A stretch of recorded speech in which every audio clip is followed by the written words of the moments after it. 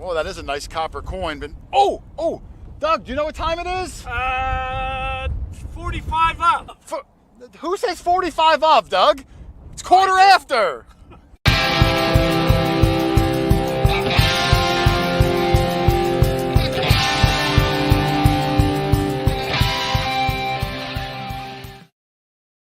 What's up, guys? Hoarder here. Welcome to another quarter after. Been doing this for like 3 months, 4 months now. Kind of got a little groove going on. All the dual monitors and everyone kind of knows what to do. No more audio problems, knock on wood. So I'm glad to be here. Of course, it's 45 of, as Doug would say, I like to call it. Quarter after. And talking about Doug, let's bring him in. The man, the myth, the legend. Mr. Dog Tag Doug, Mexican Doug, Jane Fine Doug. Good evening. What hat do you got on today? I got the legend, like me. Oh, all right. Very nice. I do like the colors on that hat. I do too. Behind me somewhere. I like the style. I like the style. I'll give a couple of hellos, Doug. We have some guests coming on tonight. When the guests are on, as much as I try, I don't always get to interact with the people that are in the chat. So I do want to say a couple of hellos. I see Wilton 925, Dangus Squat Burger. I love that name, Doug. Silver Assassin Metal Detecting, who we saw last week. He's good friends with Wicked Digger up in New England somewhere. Good guy. I found a really nice coin, but I won't ruin his video. Mark Waitrouse, Gopher Bill, Hot Mess Fish, and Alicia's in here. She was also at an event last weekend. Hello, Alicia. She was out at Dig Fest in Chicago, Doug. We've been out there before. Yes. Good group of guys, those Chicago guys. John and Alan. She had a good time. I checked in afterwards, and she really enjoyed herself. They liked having her there. So I'm glad that all worked out. Karen is in the chat. KK Karen, who was in our video this week, Doug, at that incredible Slack House, which we'll have another video, maybe two more, because we found so much incredible things at that place. And Karen was helping to lead the pack of finds. She always does a good job.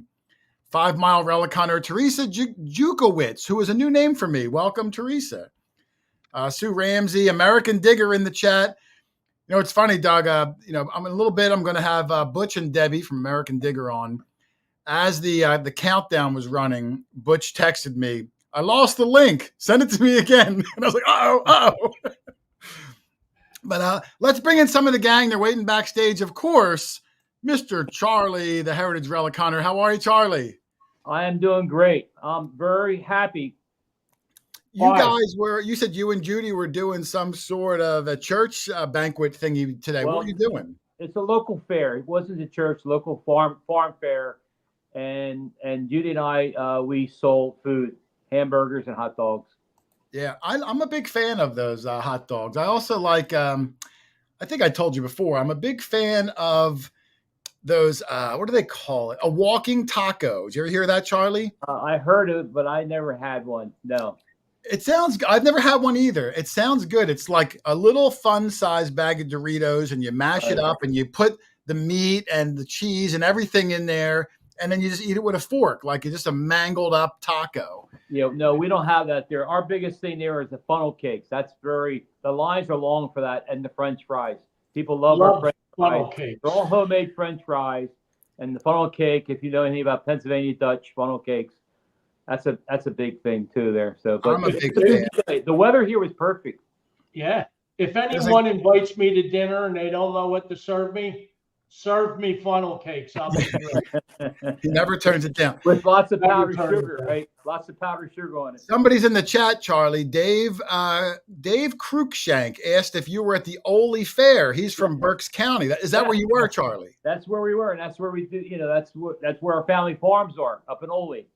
Well, Dave, if you bought a hot dog, you may have gotten it from the lovely Judy. If you didn't buy a hot dog, it's truly a country fair. It's a biggest small fair in Pennsylvania. Oh, okay. That makes sense to you guys. Well, I'd like to get out there. It's competing with the Renaissance Fair, correct, Charlie? Yeah. But we have lots of cows and pigs there. I don't think there's too many pigs at the Renaissance. That's not nice to talk about other people like that. Doug, talking about the Renaissance Fair, let's bring in Rich Van Winkle. Yeah, he looks And like Indiana a Viking. Jones. Viking. Hey, everybody. Hey, everybody. I'm always looking for an awkward opening to bring. It's a good one. You always succeed too. Well, Yes. I always like to mix it up a little bit. Rich and Lynn, how are you guys doing? Good. How are Good. you all? Yeah. I'm excited. I'm excited about the show. I got some good guests on tonight. Let me mention, Doug. I almost forgot. Butch and Debbie are co-hosting a big detecting event, the Birthday Bash 2024. They're giving away a ticket later tonight. So if anybody wants an entry, make sure you type the word bash in the comments. Doug, let them know how to spell bash in case they're not sure. B as in boy, A as in Ash, S Watch as in the S word. Sam, Watch the S word. as in Sam, and H as in Harry. Doug got it right. BASH batch. Put bash in the comments. And later today, we are going to draw one lucky winner. And maybe you will be the recipient of a ticket to the event. Now, Doug, I always have a problem with the giveaway. So I want to make sure it's actually collecting the entry. So I'm running a little trial version now. Okay, it's working. They're collecting them. Okay. So thank you. And I'll remind everybody once or twice during the show so that if you came in late, everyone will have a chance to get in on there. Who else do I see in there? Gary LeCarte, Corn Smoke. Checked in for the show. Thank you, Gary. Sage Hawk, Dirty Paws, Detecting. The Key Date Kid, a good friend of mine from Excalibur Shovels. Doug, if you can see behind me, right above my finger, Yes. is my Excalibur shovel hat, which I wear when I go out of the house. But for some reason, this is like what's that thing like when a kid needs that blanket to go to bed at night? Like a Security blanket. right. That's what this hat is for me. But that's my hat when I go out. If you look at my finger, wait a minute.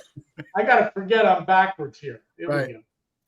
Right here is my hat. Oh, I do see it back there. Yes, I do. That's my Excalibur shovel. Yes. Not only quality hats, but quality shovels, which is even more important out of the two. And Rich hasn't broken his yet. Not yet.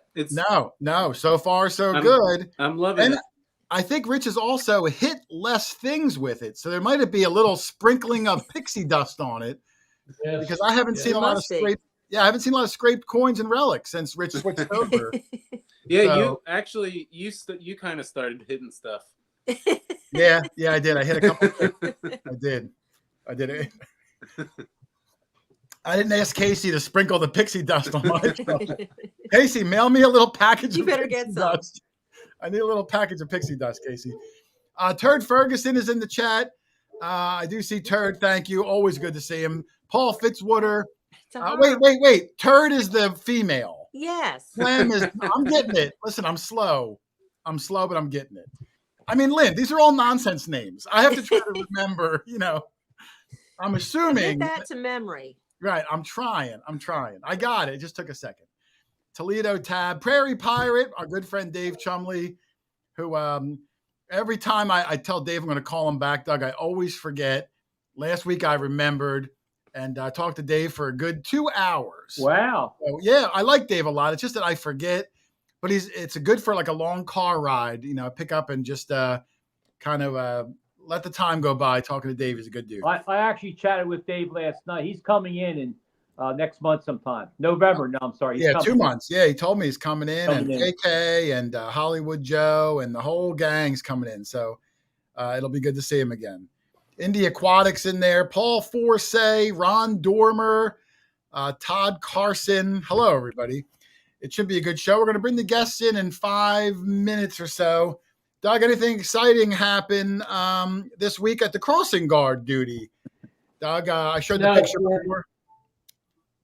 What? Fortunately, no problems. No, well, I meant like anything exciting, like any kids that like recognized you, or like anything funny in the world of being outside. Nobody recognizes me. No. That's why I wear the mask. Oh, do you wear the mask crossing the kids across the street? Absolutely. Absolutely. Oh, that's good. How many did you have this week? Well, I'm at training at a new station, and I actually don't walk anyone across. I operate the traffic light, which Oh, okay. will do Oh, do you all the actually can walking control for the light. Got a You can- promotion. Yeah, Yeah. you can push the button and stop the light. Yes, That's Yeah. power. That's some power. Wow. it's going to my head. Right. You're playing God at that intersection for that hour. Yeah, Like you Yeah. control the ebb and flow of everyone's life. that's I can right. see how. Now, Doug, if a car came up to you and like It's stopped, scary. if a car stopped and tried to slip you a 5 spot and said, "Hey, make this light turn green for me," would you do it, or I'd do take the 5 and you would turn take the light. 5? Okay, all right. Just say, "Hey, I get it. I'm surprised you're bought so easily, but whatever, you know." So, all right, we got 3 minutes, and I'm going to bring them in. I do see Butch and Debbie both in the background. Now, we've had Butch on before for just a hot minute. We were talking about, I think we were in an event, and we brought Butch in for like a 10-minute segment, but not a good old-fashioned sit-down, as Doug likes to call them. Yes. So it'll be good to have, and I don't think Debbie's ever been on the show. Has she, Doug? No, No. I do remember Butch though. Yeah, we've met them a few times. We hung out with both of them down in Missouri. I think it was the first time I ever met Butch was down in Missouri, and Debbie. Yeah. Good people. I took a good liking to them. I make a quick snap judgment, and I was spot on. Well, I'll tell you what, Butch went to, he was with me last 2 years ago, I guess it was, England there. He really did a great job getting that whole thing together, that whole event together. Yeah, there was some sort of a shoe story, but I'll wait till he comes on and you guys can tell whatever. Yeah, whatever the shoe story was. I won't want to ruin it without Butch being here. Chris Wicked Digger is here, who was also up in New England with us about a week or so ago. Chris had some really good finds. I don't know if Chris's video came out or not yet. I don't want to ruin them, but make sure you check it out. He found something, Doug, that was magnificent. Yeah. So make sure you check it out. If the video did come out and someone saw it, don't ruin it for others by putting it in the chat. You know how that goes, Doug, when someone ruins it for you. Oh yeah, that never happens with us. Even though I'll preface things 5 times. All right, Doug, don't say it. Don't say it. Here we go. And then Doug blurts it out. Yeah. You need to tell him to say it. Right. That's like I do. It's opposite day. I know. Yeah. I'm trying to remember. Chris said it is out. He released it already. So now you can go check it out. I won't ruin it, but go check it out. It's going to be a good one. Yes. Alan Cleveland's here. Chris Heimsoff, good buddy from Missouri. Yep. There's 187.5 people in here, Doug. 187.5. How did we get a 0.5 person? One guy's real short. He's real Oh, short, but he's here. So thank you for coming in. I'm going to bring Butch and Debbie in 30 seconds, but just a reminder, anybody that wants a chance to win a ticket to the Birthday Bash 2024, make sure you put the word bash in the comments. I'll try to remind you again later in the show, but if you don't type in bash, you're not entered. So make sure you get it in there. Doug spelled it already, but if you don't know it, it's capital B, Ash, B-A-S-H, bash. Let's bring him in, Doug. Let's see. Now, I'm going to try to get this straight because the window thing is always difficult. So I do see Butch down here. I'm going to bring him in first. The founder, Doug, the creator, the holiness of American Digger magazine. I think it's the longest standing detecting magazine, maybe in the world. I don't know, but it's my personal favorite. Here he is, Mr. Butch Holcomb, who I'm sure will be out of position. He is. And oh, there I am. Hey, everybody. I'm screwing this up, Butch. Hold on, Butch. Hold on. What does this button do? There he is. Oh, my goodness. It's like I've never done this before, Butch. Butch, it looks like you shaved. You usually have a beard on the side. I do. It looks good on you, man. It makes you look about 15 pounds thinner, too. Ooh, I like that. What if I shave my head? Will that help, too? Oh, well, yeah. Oh, you know what, Butch? Keep that hat on, buddy. Keep that hat on. The glare. I'm sorry. But the mustache, I do love them. I'm glad you didn't get rid of that. You'll never get rid of that mustache, will you? No. I had a dream recently where I shaved my mustache completely off at one of the events, and nobody recognized me. So I don't know. I don't think I've had it forever, and I was actually born with this. I believe it. Yeah, I was the envy of all the kids in the 7th grade. So it's iconic. I like them a lot. Yeah. All right, I got Debbie in the back. I'm going to bring in Debbie also. Let's see if I can get her in the right window the first try, Doug. Here, of course, All right. now Debbie is the marketing director, and she's the assistant editor of American Digger magazine, and a super cool lady. So let's bring her in, Debbie Schiffer, if I got it right, Blades. Woo-hoo. And I'm going to move her to the big screen, Butch, because she deserves it. How are you, Debbie? Good. I'm great. How y'all doing? We're doing well. Thank you very much. Thank you guys both for joining me. Thanks Now, for I'll having probably us. switch you and Butch back and forth like this as you're talking, and I'll keep us a little smaller. But before I get into the hunt and all that, I was trying to get a little bit of background on what got you guys into detecting. Like, what's your origin story of what even got you into this? I'm assuming back a good, 10 plus, 20 plus years ago. Mhm. Deb, I'll let you go first since you're big in the window. Got the big window. Well, I actually started in the late 70s, about 78, I think, when I got my first detector. It was just a birthday gift, and found out that I really liked detecting a lot. And so that's how I started. Just, with, as everybody does, with the cheap little detector that you dig everything, no discrimination, and moved up from there. And it's just, the last few years I've gotten, where it's just become an obsession. I've always done it, but now it's become an obsession with me. And every chance I get, and now that I'm with the magazine, it's like, dream come true. You always say you wish you could do a job where you could do what you love. Well, I got it. Yeah. That's cool. Now, do you happen to still have that first machine from back in the 70s? I absolutely do. I keep it on good display. for you. I do. It's on display. It doesn't work anymore. I don't. It just wore out, I guess. But yeah, still got it. It's in my other room. I could have brought it out here with me. That's cool. We were at a house not long ago, a few weeks ago, and the homeowner gave Doug an old detector like from the early 80s. And it's just cool to look at them and hold them and see how things evolved in that time period. Yeah. Big box, heavy, no armrest, just, it's just, took a ton of batteries, little meter that, needled it. Yes. But it got you hooked, and that's all that mattered.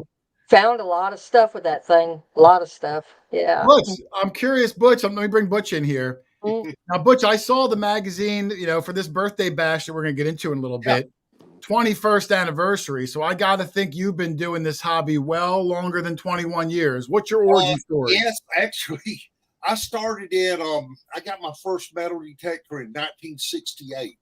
Wow. Yeah, it was, I hunted a lot of the Civil War battlefields because of where I live. And, you had to be careful picking up the bullets because some of them were still hot from the battle. But not really. But I started in 68. But the way I got into this is I had actually somehow had seen a Civil War bullet. I think it was in the Boy Scout group I was in. Somebody brought one in. And I thought, wow, that's cool. And then shortly after that, I went fishing with one of my buddies and looked in his tackle box, and here's all these Civil War bullets, mini balls. And I'm like, what are those? He said, fishing sinkers. So I bought all those for a quarter and started showing them around. And there was a guy that owned a dealership, a metal detector dealership near where I lived. And I went up there and showed him the bullets. And we started talking about metal detectors. And he had the high-end ultra, grade for the time, which I think was Metrotech. And my dad, in his wisdom, decided it would be more fun for him and I to build a kit, a Heathkit metal locator. And it would locate metal as long as the metal wasn't under the dirt.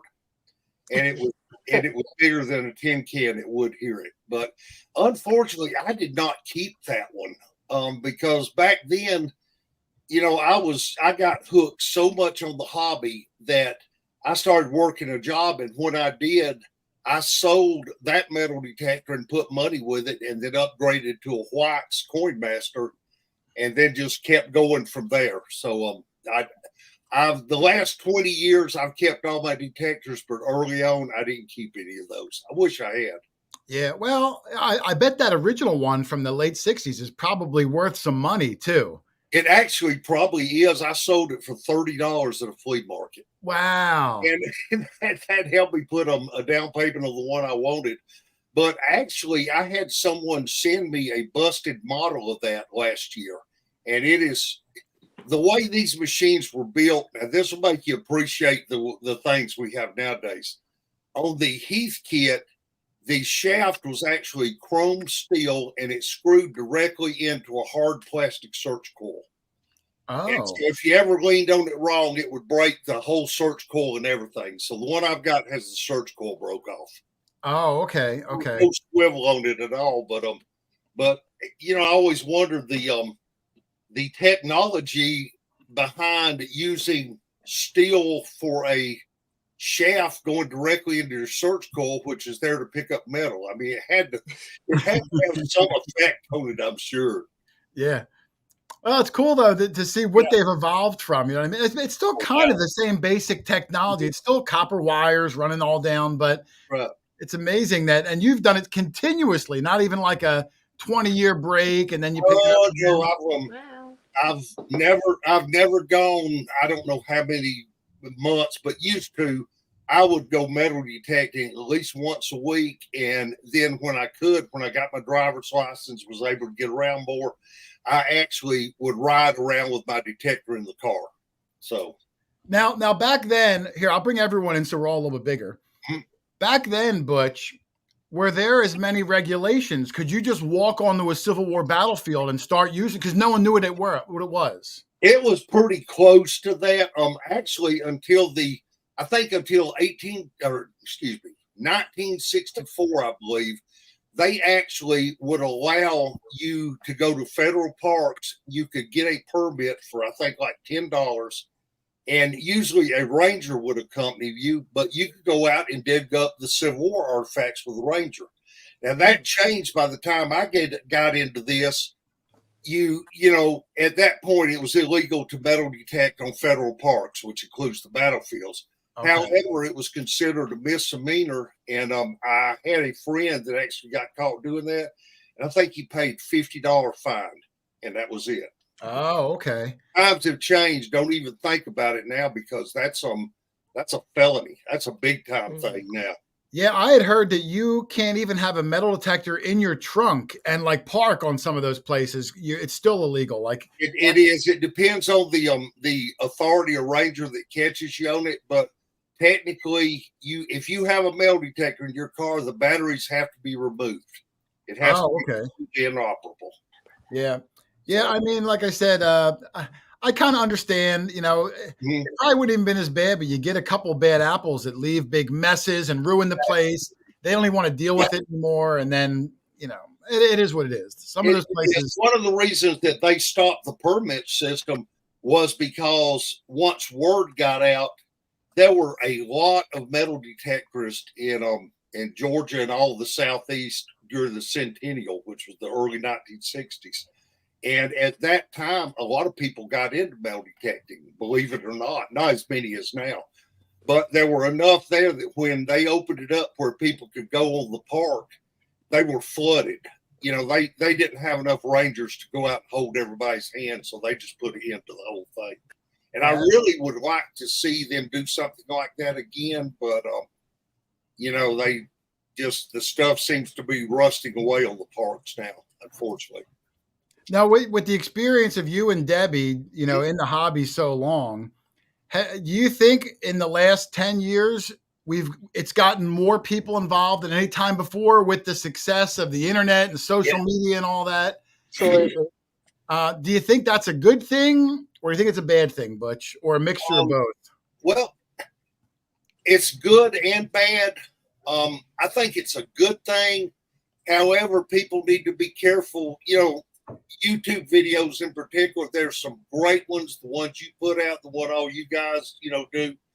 But then again, you have some videos out there that show somebody with a big shovel in the middle of a manicured lawn, leaving a big hole and walking away. You know, things like that. Yeah. I want to see more people in the hobby because it's such a wonderful hobby. And if we don't get this stuff out of the ground, the archaeologists aren't going to get it out. No. They have to get paid for it. No offense, but that's what they do for a living. But I've seen more people in it. I think it's a good thing. I just hope that people approach it with common sense. You know, common sense tells you to be neat and polite when you're on somebody else's property doing something. Yeah, or public property for that matter. Yeah, I mean, public property. What do you think about that, Debbie?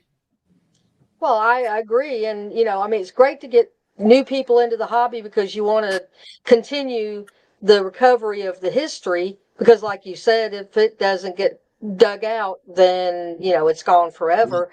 But at the same time, a lot of the new people, they're what I call hot dogs. They get out there and then they dig and leave. Yeah, and if they dig something they don't want, they put it back in the hole. They don't do proper plugs.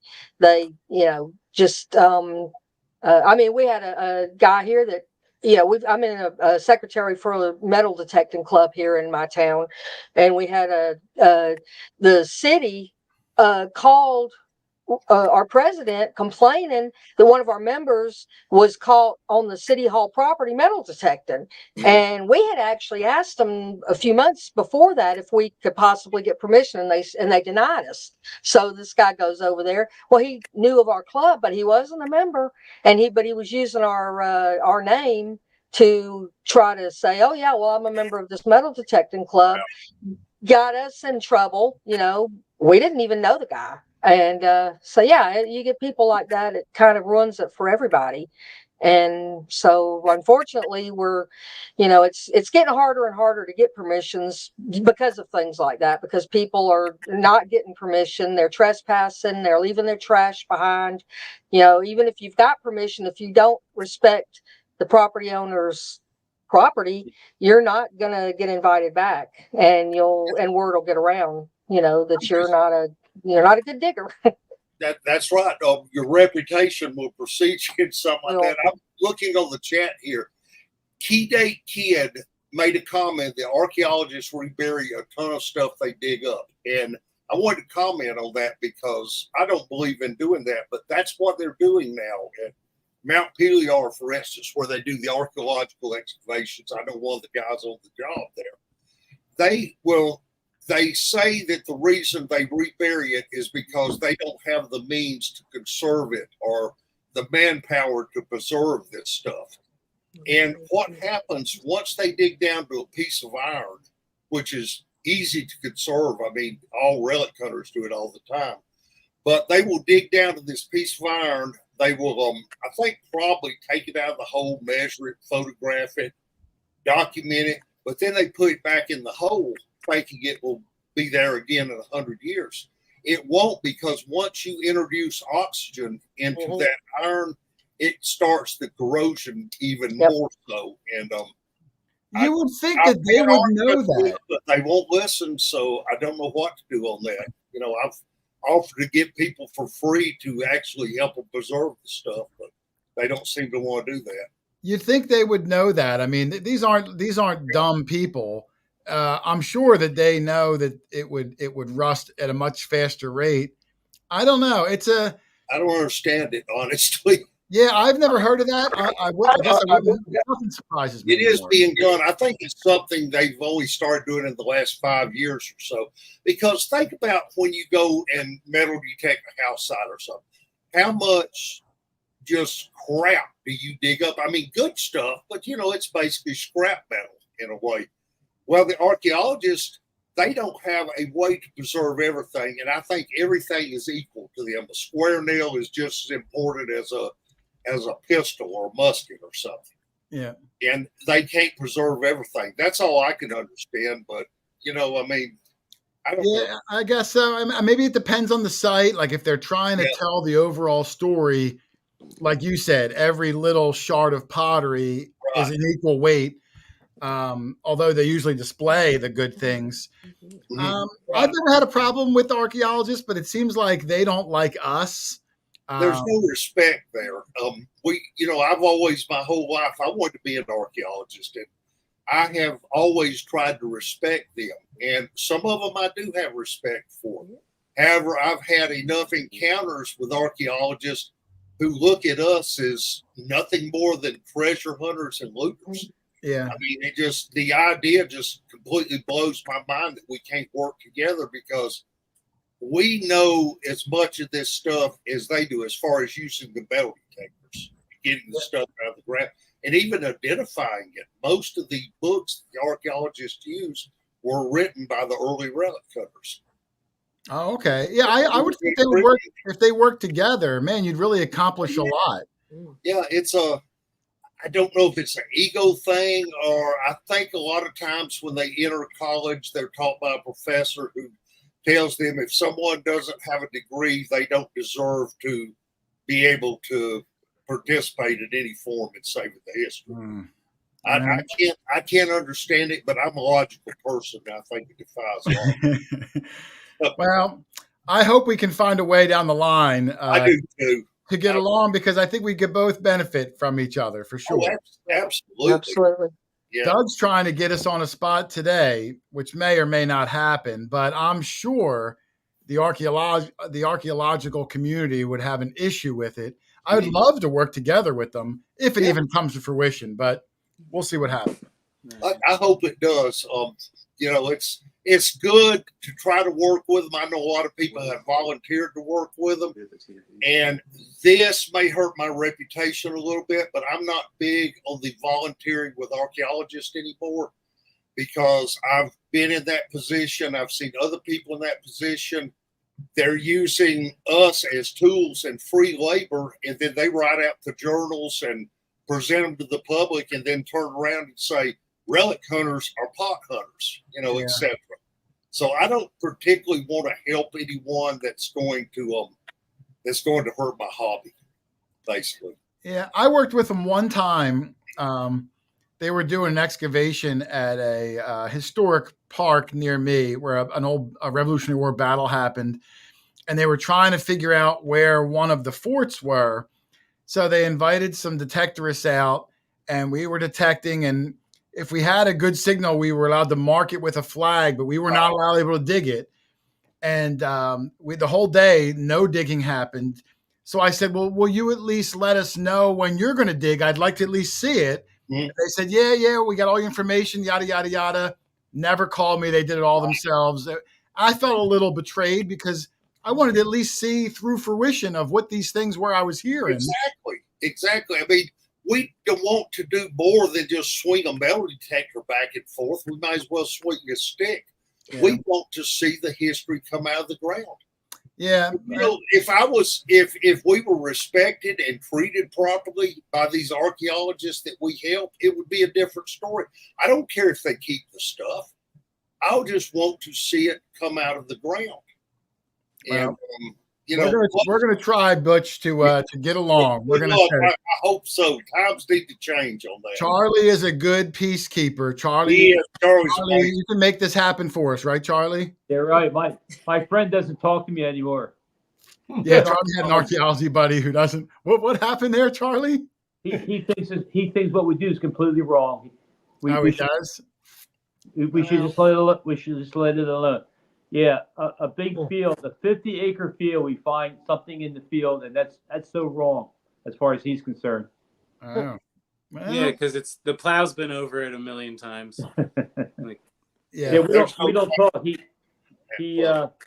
He's not happy with me, what I do here in my home area. Yeah, well, hey, he's allowed to not be happy, but you know what? You share this planet with 3 billion other people. You got to learn to pull back a little bit and let others live their lives also. All I know is I get a lot of places to detect. A lot of farmers up here like me, and they respect me as I respect them, and it works out well. I have no problem with anyone here except that one person. Yeah. Well, Doug, you don't have a problem with any people, do you? No. Yeah, Doug likes everybody. He's always good for them. everyone. He's always good for that. Let me bring Debbie. So, Debbie, I don't know. Have you been with Butch as far as the magazine goes since day one? Oh no, no, no, No? no. Only just since I think March or April of last year. So just a little over a Oh, year. Yeah, I'm a newbie. I'm a newbie at the so when I magazine. met you last year, it was like your first day on the block. Pretty much, yeah. Pretty much. Yeah, Well, you took actually, to it like a fish to water. yeah, We yeah, both were in good up there. yeah. They threw it right in my lap, and here you go. And you ran with it. Well, then, Butch, I guess Um, I need the backstory from you. Let me bring him back over again. Okay. What made you decide, hey, I'm going to create a publication. I'm going to dedicate every other month, or who knows, maybe back then it was even more often. I'm going to make this a part of my life for the next 2 decades. Where'd you come from that decision? Where'd you get that decision from? Well, it's kind of funny that, at one time, 20 years ago, there were at least a couple of treasure magazines out there, metal detective magazines. And I had been writing for them, freelancing. I actually was a machinist. But when I would have spare time, at work or at night or whatever, I would write these stories about metal detecting with a little bit of humor to them. And nobody else was doing that at the time. So I would send them my stories. They would publish it. And one day I said, I just published a book. And I'm like, I'm going to visit this company that publishes this magazine and introduce myself and see what's going on.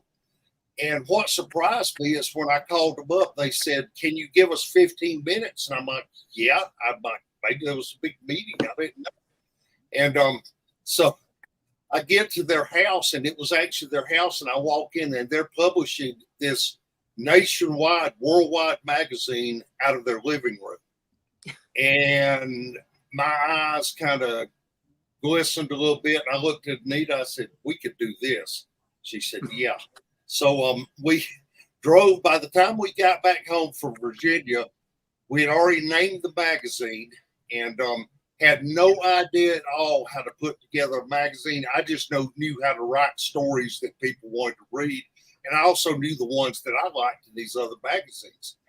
And so we actually put all that together. I learned, I've forgotten what the program was at that time, but I actually learned it by reading dummy books, if you remember. Oh, yeah, those yellow books. There was actually another a book called How to Start a Magazine, and I've still got that. And looking back, it was the most stupid thing you could imagine doing, but it has worked out so good. I went into it with no experience at all. I learned basically by doing the magazine. But what's really cool, we were talking about reputation early, and I'm not saying I have the best reputation in the world, but I've got a pretty good reputation in this hobby. And to show you that, I actually put forth the issues of the magazine, to subscribe, put out the subscription information. And when we published the first issue, we already had 500 people that had already paid for a year for a magazine that technically didn't even exist. Wow. So that's how we made the first printing with that. And also I sold a couple of my guitars. I've always been a closet picker. So I sold a couple of guitars and put all that money forth and said, we'll do it part-time. And that lasted about a year before it got to the point that there was no way to do it part-time. We had to do it full-time or nothing. Oh, okay. And here I am 20 years later, and I hope I'm still here 20 years from now. Yeah, I'm going to bring up. At that point, Debbie will take over the magazine. And you can fuss at her with things wrong. Let me bring up a photo. I'll see if I can move us over. There's got a little bit of a black on there, but I think that's the latest issue, is it not? I believe it is. Yes, I think it is. Yeah, if you have never checked it out, I think it might be the last one, but it's always been the best one. Make sure you guys go check it out. There's links in the description of the video. It comes out bi-monthly. It's all color. And one of my favorite things, I was going to say, Rich, he went to the bathroom real quick, but one of my favorite things, Lynn, is that you, as a detectorist and a hobbyist, you can grace the pages of this magazine. I'll let Debbie tell how you can do that so I can give her some airtime, Butch. Debbie, if I was new to the hobby, Tell them about it, Debbie. Tell them. I find something cool, Debbie, I want to share it with the world. How do I have a chance to get it in American Digger magazine? You would start, the simplest way to do that is the section called Just Doug's. And I don't know if you can see the Hold name up or not. higher. Anyway, Hold up higher.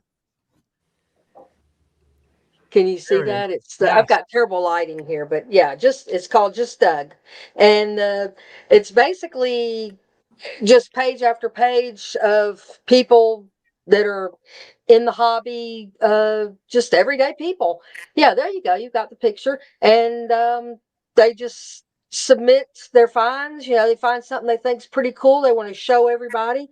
They submit it to the magazine, you know, publisher at americandigger.com, include a picture or two and a little story of what, you know, how you found it, where you were, you know, what you were What doing, what machine you kind of were detector, using? yeah, what machine, you know, what the temperature was that day. I mean, just little tidbits of information, enough for a paragraph or so. And hey, you get in the magazine, and it's really cool. People are.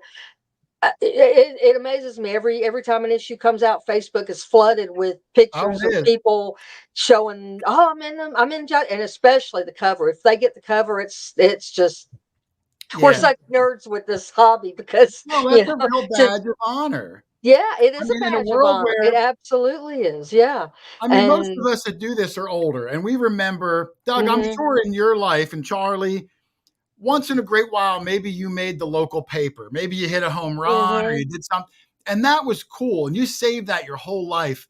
But that's kind of been lost on the new generation where everything's yeah, digital. So to have something tangible you can hold in yeah. your hand that you made the pages of, A man, people national do get excited. an international magazine because we're in England now too. So you know we're worldwide. People around the world see this magazine, and for someone to hold it and see your name in print, your pictures of your finds, your story. You know, I mean, we love people to send in articles, and you know, you don't have to be the best writer. Just as long as you got a good story. That's my job as an editor, is to clean it up and make it readable, and you know.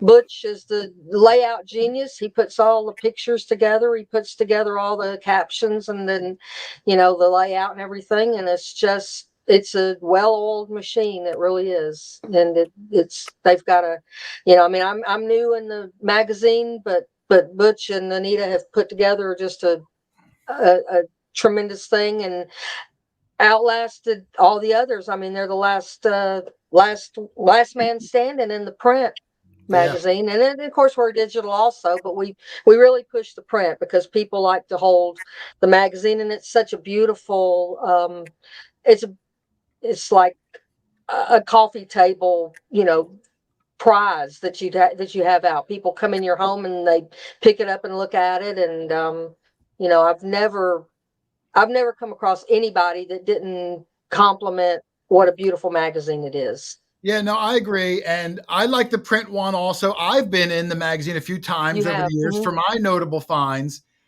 I like to hold it. Like I said, it's full color. I love the thing. It's kind of like, Doug, it's kind of like, I think of it like Playboy magazine. I tell my wife I'm buying it for the articles, but I really want to see the pictures. That is true. A That's picture's true. worth Yeah, a thousand words. But the articles are really good. the They got a lot of articles are great. people that'll submit Okay. stories, and I'm And guessing it's Debbie would work with them to make sure it's right. a good story. I know the guest we have on next week, Jeff Plugmaster Ford, had a big spread a Oh, I few know years Jeff. back. Yep. That's another badge. If you've got a really good story and you Yeah. think it could grace the pages as an article, Yep. reach out Yep. to Debbie. Maybe you'll get so fortunate. Absolutely. Absolutely.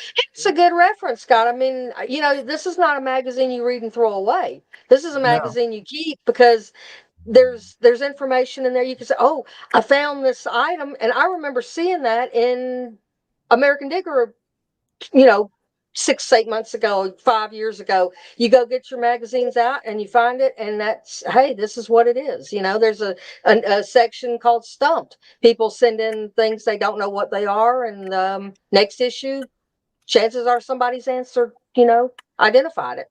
So it's very cool. I'm really proud to be with it. It's just a great thing. Oh, I agree. If you guys never tried it, make sure you check it out. American Digger Magazine, the website, americandigger.com.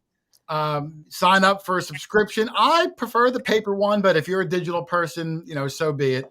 But I think you're going to have a really enjoyable experience. Absolutely. And now I'm going to bring Butch in for a second because the magazine, and is it 20 years, Butch, or 21 years? It's 20 years. 20 years. 20 years. In fact, January will be 21 years. So okay, so it's coming up on it's 21. actually the end of 20 years that we're going to be having a celebration. So in honor of this 20-year anniversary, in conjunction with, coincidentally, Gypsy's 21st birthday, wow, you guys are getting together for this big birthday bash celebration. Can you tell me a little bit about this event, Butch? I certainly can. It's going to be November the 1st through the 3rd of this year, 2024, in Pittsburgh, Texas.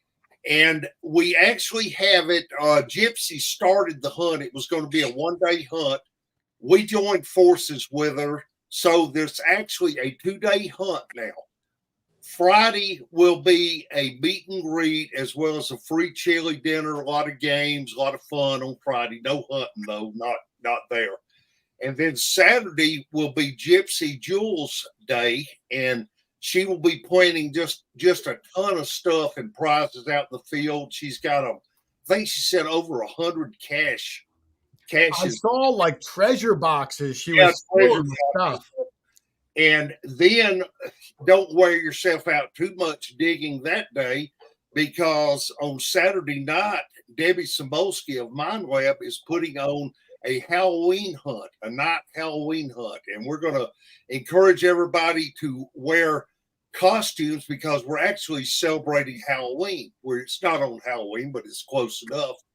And so we may even have a contest for, the costumes out there. But then on Sunday, and this is the hunt I know the most about. Oh, and by the way, there will be food there. We have food trucks, at least one, possibly two, and we're going to be cooking hamburgers and hot dogs. Now, on Sunday will be American Digger Day, and that's the one that Debbie and I have been so heavily involved with, of course. But we have about, at this point, I think it's $5,000 worth of coins planted, and also a bunch of token prizes. And these are real quality prizes, like not talking about junk you buy at the flea market or something. We're going to have detectors. We have a lot of Civil War relics, a lot of expensive Civil War relics, paper items, currency. I saw you had a Civil War brass a canteen. Yes, a canteen. I saw some good stuff. And that canteen, I deal in enough Civil War stuff to tell you that canteen is a $200 canteen. Oh yeah, it's worth the price of the whole weekend. And it's you're going to have a chance to dig a lot of stuff, because this is my first time ever putting on an event like this, and I don't want to disappoint anybody. So I'm actually ahead of the curve. I've already paid for $5,000 worth of stuff, and I know we're going to sell that many tickets, but I've gone into my pocket because I want to make sure that the people there have plenty to dig up. Well, it's going to be a great event. I mean, Gypsy I think this is Gypsy's 3rd year doing the event. Yeah. So I know Gypsy's got some experience on here.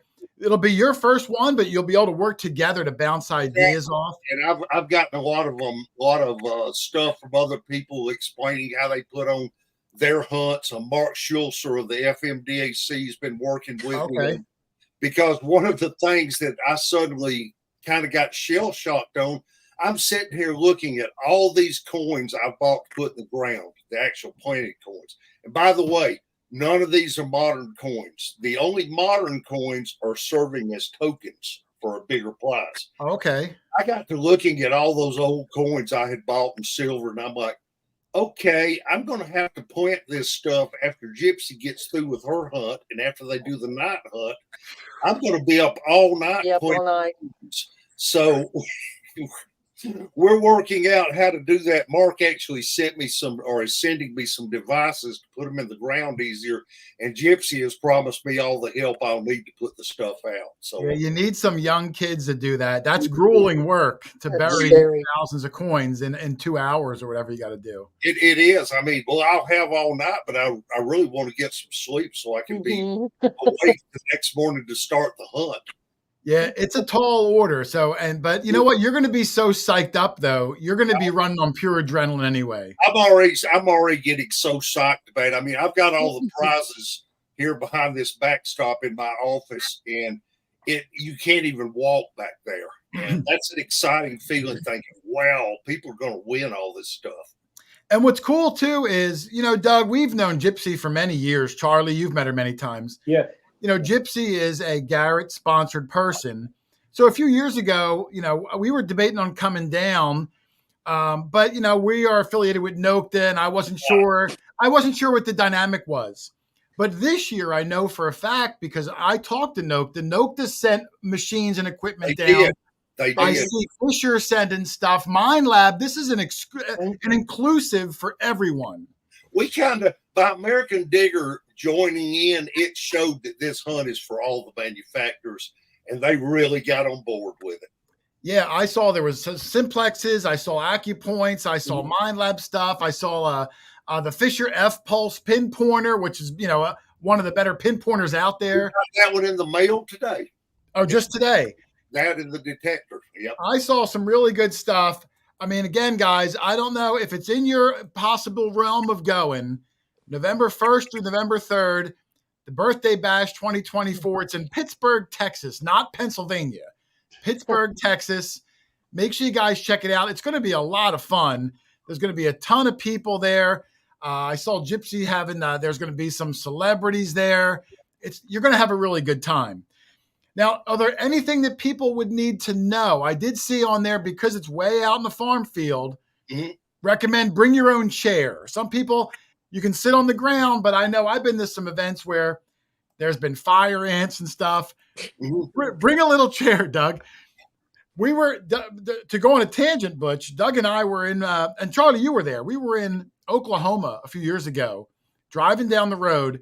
I slammed on the brakes because something ran out in front of the road. And I said, guys, like a cat or something ran out in front of me. They didn't believe me. So I turned around and went back. You know what it was, Butch? I'm going to pick myself. It was a spider, Butch. No. Size of a dinner. I stopped. I slammed the brakes because a spider crossed the road. Oh my God. That would have wrecked your car. No, Jay, it didn't cross the road. You got it about halfway. But I mean, they grow things big down south, Doug. That's huge. So listen, a good thing for that. I do recommend bringing a chair. And I was looking on Amazon. This is one that I bought, Butch, that I bring to events. It's real small. If you can see in this picture, it goes in this little satchel. It's only like 2 pounds. Oh, how cool. Yeah. And then you yank it up and it becomes like a 2-foot tall stool.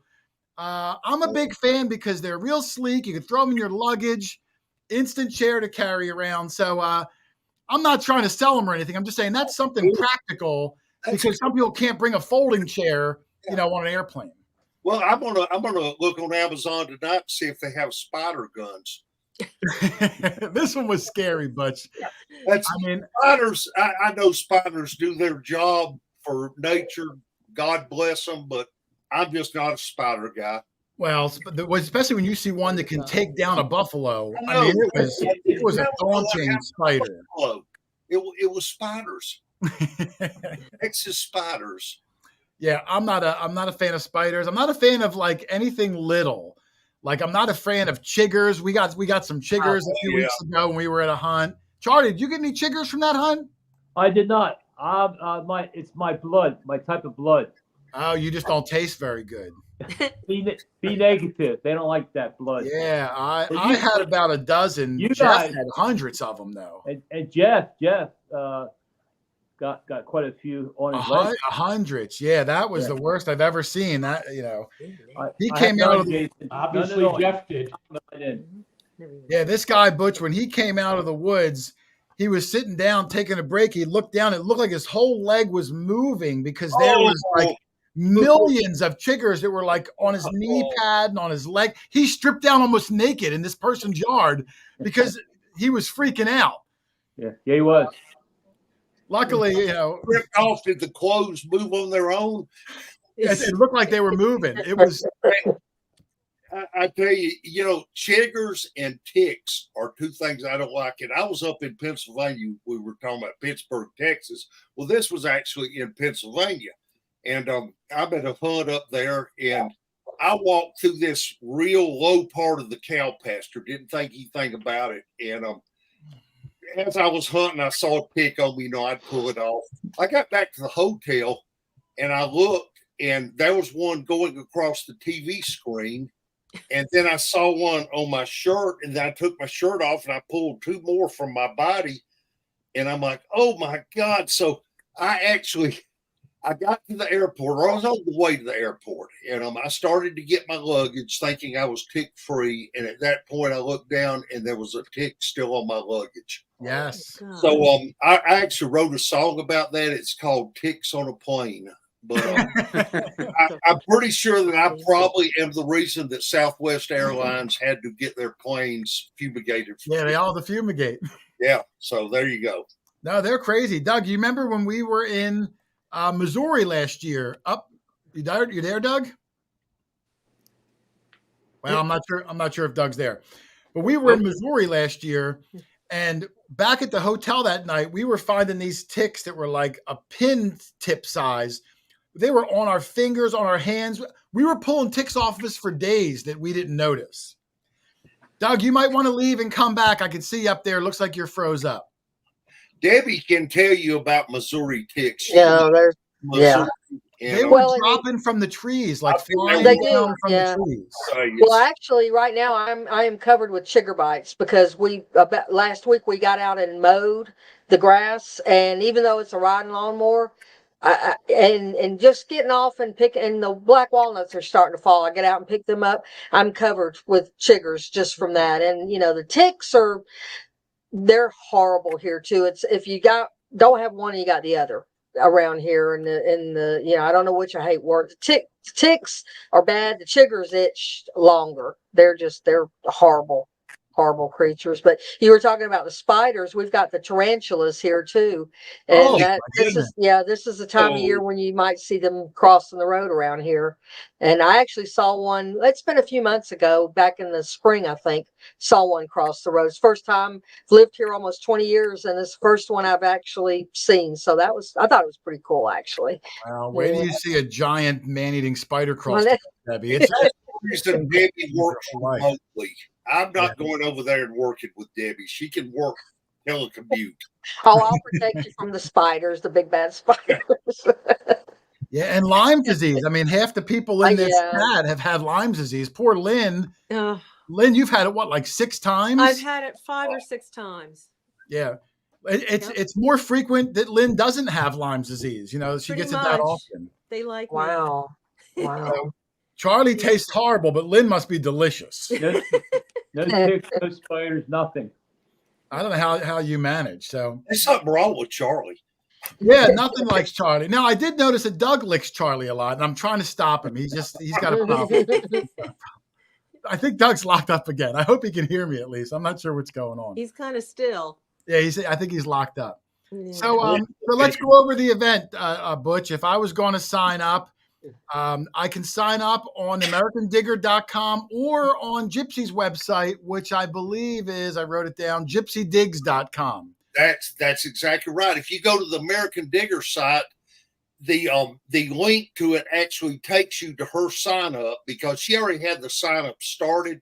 Okay. Go to AmericanDigger.com. You'll see the birthday bash listed. Just click on the button. It'll take you to her sign up. You've got a choice. If you only want to hunt one day, then you can pay $125. You come down there, you hunt all day at Gypsy's Hunt. and then you go home. Or if you want to do the Halloween hunt and the Sunday hunt as well, then as well as Friday's meet and greet and just get together, chili cook off, the whole weekend, which is what we recommend, is $250. And kids under 12, if they're with an adult, they can come out and hunt for free.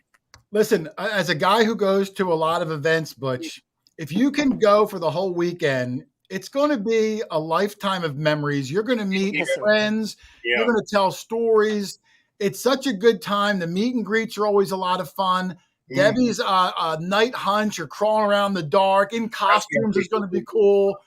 It's a whole experience weekend. I mean, you know, life is too short. Have some fun. Treat yourself to the weekend. I'm telling you guys are going to have a great time. Now, make sure you get the ticket. No alcohol. I'm reading the rules. No alcohol allowed. I've been to an event that had alcohol allowed, and there was a couple of problems, Butch. So that was a smart move there. Well, you know, one thing that people don't even think about, we have to buy insurance for this event. Yes, and you if do. we allow alcohol, then the insurance goes up astronomically.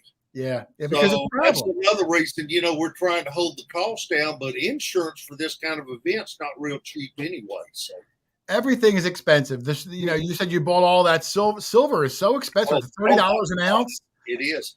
Everything is expensive. We bought Porto Johns too, not for prices, but we will. Oh, I'd love to win a Porta John. That would be great. Eric Thompson, thank you, Eric. That did a nursing home shut off Doug's internet. I don't know what happened with Doug. I don't think they shut off his. Poor Doug. Eric had to get that joke in. That was a good joke. That was good. That was good. I hope Doug can get back in. He's up. He's trying. I can see him, but he's like up there. There's Doug's up. Doug, I'm going to remove her. Kathy. Doug's wife does not like being on the show, but she is the IT person, so she's trying to help him. All right, here comes Doug. He's come back in. I guess his IT person figured it out. But again, November 1st through the 3rd, and we're giving a ticket away in about 10 minutes, guys. So make sure, if you didn't enter yet, put the word BASH in the comments, and you'll win yourself a chance to go. I'm telling you, you're going to have a good time. You're going to meet some great people on there. You'll dig some good things. You'll have some good Southern food, which I always like. And maybe you'll take a picture of your own man-eating spider. What do you think about that? Doug, you're back now. Are you up? Nope, he's not. Well, he's kind of back. We can't really see him. When you're live, maybe he's just not moving a lot. it's possible. He is slow. It's when you do the live stuff, it doesn't always work out. I'm kind of back.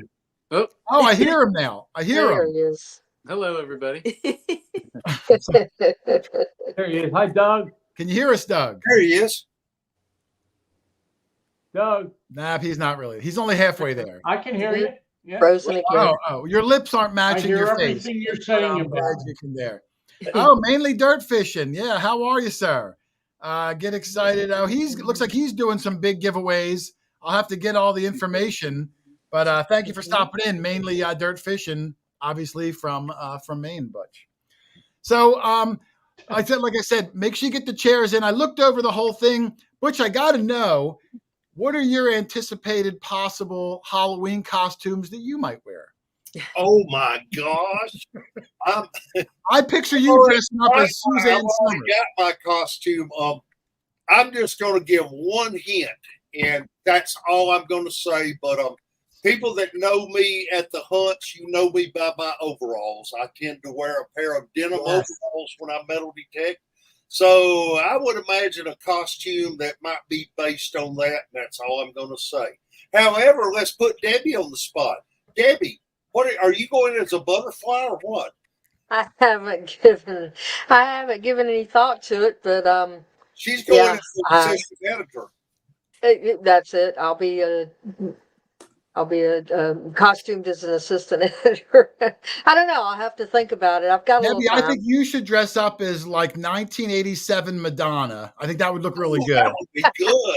And Butch, I think you would be good as Richard Simmons, Butch. That would be really funny if you did a Richard Simmons. With the short shorts. Yeah, with the short shorts and the afro hair. I think that would be That's fun. memorable, Butch. I think that would be fun. Sweating to the Or oldies. the big Yeah, pointy bra. Yeah, with the pointy bra. I was going to say I could bring some funnels if you want to do the Madonna thing. There you That's what go. I would Yeah. do. Charlie, what He would you might be wear? on something. Charlie, if you were able to make it to the birthday bash, what would you wear as your Halloween costume? I would be like a Viking. I'm just so impressed with Viking stuff. All right, I can see that. I can see Yeah. Charlie the Viking. Yeah. Would you put a fake beard on? Those Vikings all had beards. I'd have to put a fake beard on. Yeah, you gotta go. You gotta go. Shave all the sides of my head would be shaved. Get a couple of tattoos on my face. Yeah, a couple tattoos. I like that. Permanent tattoos or temporary? Temporary. Rich, Lynn, what would you guys wear to the birthday bash 2024? I think I might be a Native American somebody. Oh, like a Sacagawea kind of Yeah, dress up, maybe. Pocahontas. Mm. All right, I can Since see you're that. putting us on the spot, I couldn't think of anything else real quick. Rich, Maybe, how about you? A Civil War soldier, like Charlie said. I can see that. All right, I can see a Civil War soldier. But I would base it off of. So if I was going to Texas this time of year, I would try not to wear something that would make me a lot hotter or heavier. Yeah. Or No, it is hot. But Butch, Doug's not here, but before the show, he told me that he would dress up as Punky Brewster. Remember Punky Brewster from the 80s? Punky Brewster, yes. Yeah. Doug would dress up as Punky. Oh, Doug might be back. I don't know. Doug's in and out today, but There's Punky. Doug, can you hear me, Doug? Yes.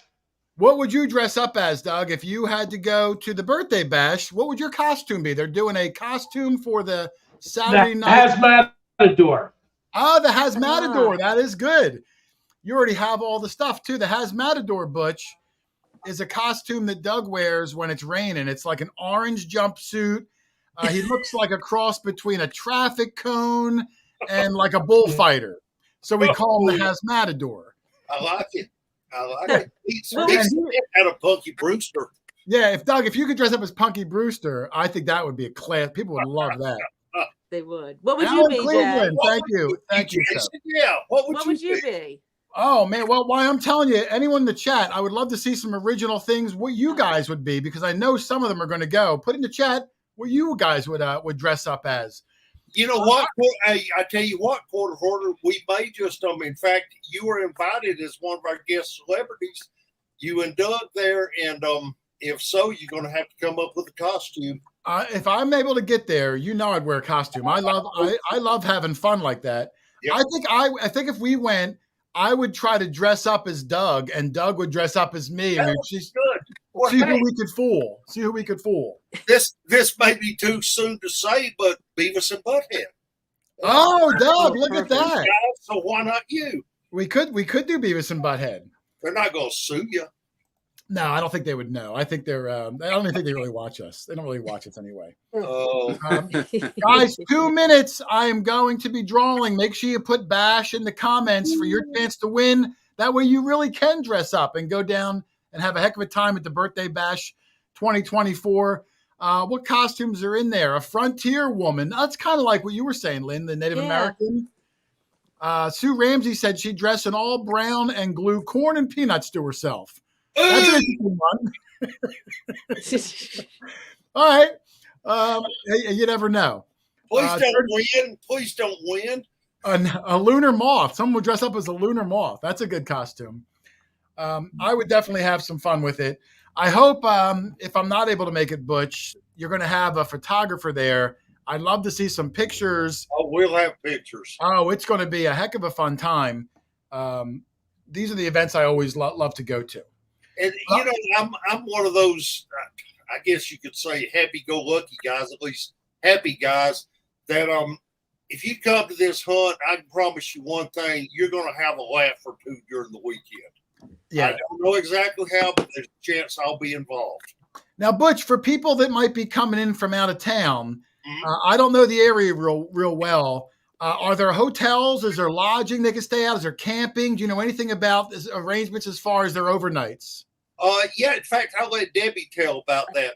Okay, Debbie, let me know what you got, because Debbie. Well, actually, I'm filling in for Gypsy tonight. She was supposed to be on the show, and so she's traveling, so I'm kind of taking her place. But I do know that there is, I think there's a couple of motels or hotels in Pittsburgh, which is, I believe she said, within 10 miles of the hunt site. I would have to look at a map to tell you the other towns that are close. There's not a lot in the area. Pittsburgh is a fairly remote town. I think within a 30-mile radius, there's some bigger towns. I'm trying to think what's near. I mean, ask the Google, as Butch says. I'm Yeah. really not sure. I do know though that we're staying in Pittsburgh, and I believe there's 2 or 3 small mom and pop type hotels there. So that's where we're staying. And I think she said there might be an RV park not too far. So best thing would be to go online and look up Pittsburgh, Texas, and see what's there is a town that usually whenever you put in Pittsburgh and look for motels, there's another town that comes up with a lot of places like a Quality Inn and things like that. I cannot remember the name of the town, but I think it was Gilmer. it may have been I think Gilmer. it was Gilmer. Yeah, but listen, if you're yeah. going to travel, Yeah. do the smart thing. Google it. Yeah, Look Google around. it. And, You know, all these events are usually kind of in a remote town because you can't have a big event in New Right. York City. You know, you're out in the wilderness somewhere. right. But look And into it. this is a several 100-acre tract of land. So you're way out in the middle. There's not going to be any power, so we're not going to have any. Butch won't be able to do his karaoke. Oh, that's going to be a sad.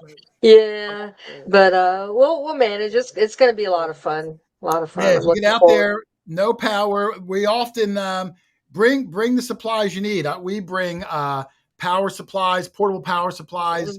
We bring the DEET or some sort of bug and tick spray. Yes, The that's little great. chair, like I showed you, is great. They're probably going to have food, and they got the porta potty, which is nice. But you want to bring some supplies. Be sensible about it. If you're not sure, I'm sure you could email them. There's probably a list that Gypsy can give because she goes to a ton of events too. But get out there and have a good time. Let's do this giveaway, Charlie. What do you think? I think it's time. I Thank think you. it's time. Everybody, if you didn't get in already, make sure you put bash in the comments. You got to be quick. I'm going to draw it in about 20 seconds. Let me bring up the screen, Charlie. And we are going to do this giveaway courtesy of American Digger Magazine and Gypsy Jewels. Let's Good bring luck, it. everyone. All right, here it is, Charlie. Let's bring it in full screen. Not that one. This one. All right, can everybody see it? Charlie, can you see the Yes. giveaway? Yes. Yes. All right, we've got 82 people in here. You got 84. You got 10 seconds, and I'm going to draw this. And then if you win, you're going to have to email me.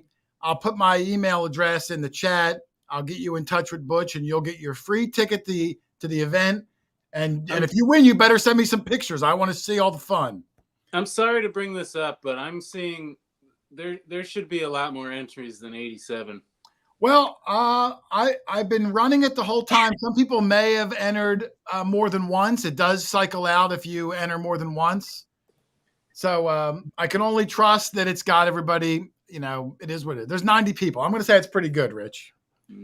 91. Thanks for potentially just trying to cause the turmoil, though. I appreciate it. Well, no, I mean, I think half the people's probably aren't.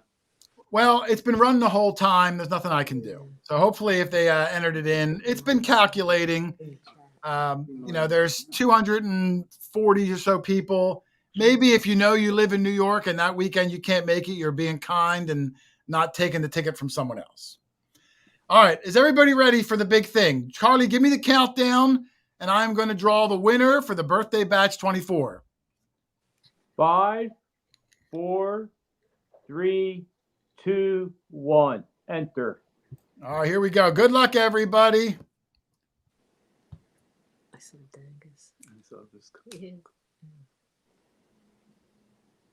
D-Technician, congratulations. Wow, they just emailed me too like a day or so ago. D-Technician.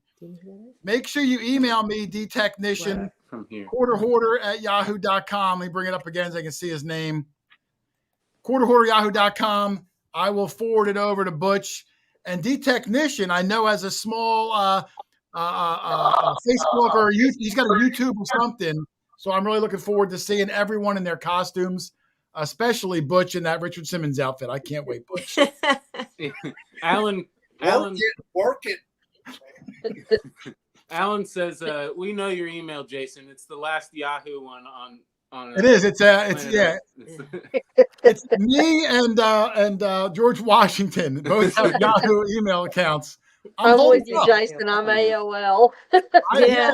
So You know, mine. because we like old stuff, Debbie. We like Yeah, old stuff. absolutely. That's I don't right. want the newest thing. I want Hey, the if it- old If faithful. it ain't broke, don't fix it. That's what I say. The technician just put up here, oh shoot, I won't be able to go to Texas. D-Tech. All right, should I draw another one, D-Technician? I don't see D-Technician, that. type it in there. I'll draw another winner if you can't make it. I want someone. He said he'd be happy with a sticker. I'll mail you a sticker, D-Technician. I'm going to redraw a winner then. Is that good with you, D-Technician? That's fine. And the technician, if you'll give us a shout out on email or Facebook or something, we'll send you a sticker too. How There you about go. Look, he said yes, draw again. Yeah, so put it out there. Give him a shout out. So everybody, you got one more shot. Look at that, Doug. Let me bring this back. I don't know if Doug can hear me, but I'm giving Doug a shout out. All right, I'm going to do the draw again button, Rich. This is for the winner. There's probably about 100 people in there now. I can't see the number. Rich, would you like to give the 5-second countdown? Somehow Says there's it's 2 less Ireland. entries now. I don't know, Rich. I'm just going with it. Just count to 5. 5, 4, 3, 2, 1, go. All right, here's the winner, courtesy of D-Technician.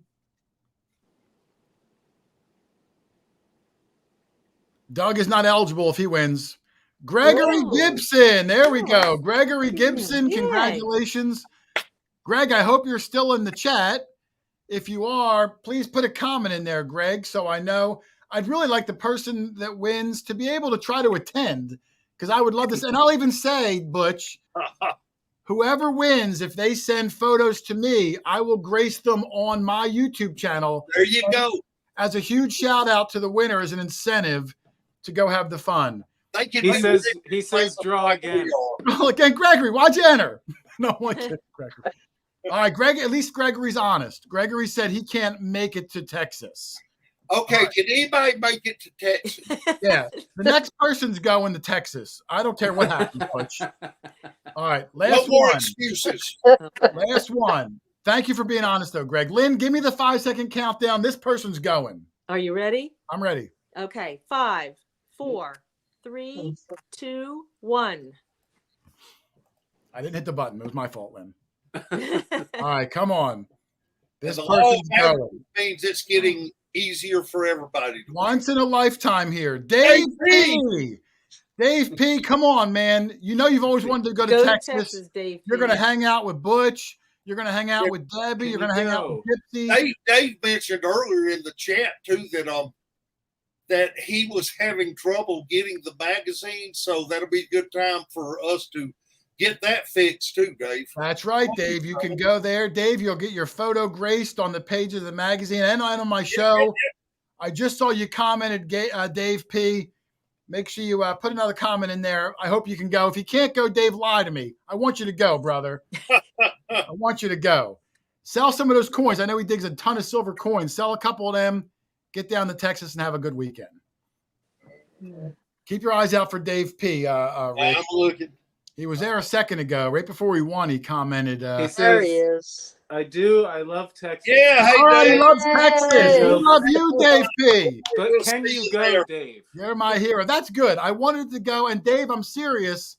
Make sure you send me some photos if you want to be on the show. I'll make sure I include some pictures to give you a shout out for getting down there. Dave, email me also. Butch, are you mailing them or will he pick them up at the gate? No, he will. We will actually have him on a list, so we'll give him an armband or a ticket, however we're going to do it when he gets there. He probably should email us or you email us or something so that we can make sure his name is on there. In fact, Yeah. Dave, you do that. Publisher at AmericanDigger.com or just go to our Facebook page. You can get us there. All right. Name and email, right? Yeah, you give your full name. That way they know it's you. Full name and your email address. Email me quarterhoarder@yahoo.com, and publisher at American Digger. We'll make sure that it gets to the right people because I want you to have a successful weekend there. Absolutely, we will.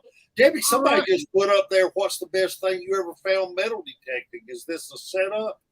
Oh, how about you? What was the best thing you found? You've been doing it since 1968. Debbie has me beat. Debbie has you beat. All right, let me put Debbie in the center I then. found a super rare belt buckle and a few other things like that were quite valuable. However, Debbie found something hardly anybody finds. Debbie? Debbie, what did you find? Let me hear it.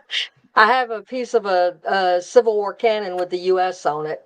A nice big chunk. Wow. That, The cannon itself, like the actual shooting device? Wow. Yep. How'd you even get that out of the hole? It's got to weigh 6 tons. It was just, I mean, it was actually sticking up, partially out of the ground. It was, not very deep, from the Battle of Lovejoy in Lovejoy, Georgia, south of Atlanta. And the piece you turns found out Butch actually has says U.S.? It says got the U.S. on it. Yeah. Wow. Yeah, and Butch has a heard you were cousin actually- who knows exactly the regiment. It was the 4th Regiment of the what was it? Chicago what? Chicago Port of Trade Battery, which There is you go. an artillery battery. But the thing is, the reason she was able to find out all this, cannons were not something that exploded very often, and when it exploded, they wrote records of it. So documented. yeah, I got with her, and once I found out she had it, I introduced her to somebody else, and they gave her or let her purchase a book that tells all about the regiment and them losing their cannon and blowing up. Yeah. How heavy is this piece, Debbie? It's heavy. Yeah, were you able to lift it yourself? Yeah. Oh yeah. Well, it was my mom and I. 75 pounds or so, probably. This was in the early 80s. I was a lot younger then. But yeah, it's about 35 pounds. It's a big chunk. About what would you say, Butch? About maybe 18 inches long, and around 18 inches, and it's also got the trunnion, the piece that sits at the side that makes it rotate. Wow, that's awesome. And it's cool that you have the provenance of the battle and everything like that. That's pretty amazing. Yeah. Yeah. I mean, I've been doing it longer than Debbie, but she's the only person out of all the people I know who ever found an identifiable piece of a cannon. Well, one of the things about this hobby is you could be doing it for one day and find something truly incredible. Like, it doesn't always come down to skill. It comes down to determination and just getting out there, a little bit of luck. You do some research to put yourself in a good spot, but luck is involved. I don't care what anybody says. Yeah. I'll tell you my best find, and it kind of talking about, you can go out there the first day or whatever. The first belt buckle that I ever found, Civil War belt buckle, was about maybe a couple of months after I started metal detecting, but it was actually one of the rarest belt buckles that I could possibly find. It's a Georgia Skate Seal. And to this day, it's the most valuable find. I still have it, but the condition is so phenomenal on it that it's probably about an $8,000 or $10,000 item now. Yeah, it's amazing when I tell people it's not as rare as what Debbie found. Yeah, people always think that the coins we find are the most valuable. It's often these relics. It's relics. Well, I saw a question from Chris Heimsoth, asked if American Digger magazine ever did any sort of an article on her piece of cannon. No. No, we haven't. Hey, listen, Debbie, I know the assistant editor of that magazine if you want me to hook you up. Yeah. I know people that know people that can get you in there. I'll hook you up with a contact. I actually did have an article a few years ago that I submitted to American Digger that was published about my personal favorite find was a Ming Dynasty silver Chinese ring that I found in Georgia, and big mystery of how that got there. But I've had it tested and it's authenticated and everything that it's pure silver Ming Dynasty. A ring. What years were the Ming Dynasty? Forgive me, I don't know. The 1400s. It's Wow. basically like 600 and 800 years ago, whatever. Yeah, it's a long time ago. I think 1400s was Ming Rich, Dynasty. what was your favorite find that you ever did? I'm curious, since we're going over our favorite finds. Oh, I love when I put people on the spot, Debbie. Nothing better than that. Charlie, think about it because you know you're coming up. Okay. my favorite. Lynn, how about you? Favorite find? I'm talking even eyeballing because you're an eyeballer mostly. Yeah. Well, most of my finds were before I That's knew fine. It you. doesn't have to be with me. Yeah. Okay. My probably my Native American pendant or the 4-inch spearhead that were found right here on our property. Wow, that's cool. And those are what, thousands of years old, right? 2 to 10,000. Yeah. Wow. Charlie, did you think of one? Well, yeah, it's one of my first finds. That's that half-cent Liberty cap, 1793, which were very rare. Yeah, the left-facing one. Those are rare. I think there's like less than 1,000 still around. Yes. I remember one of my first finds when I started detecting.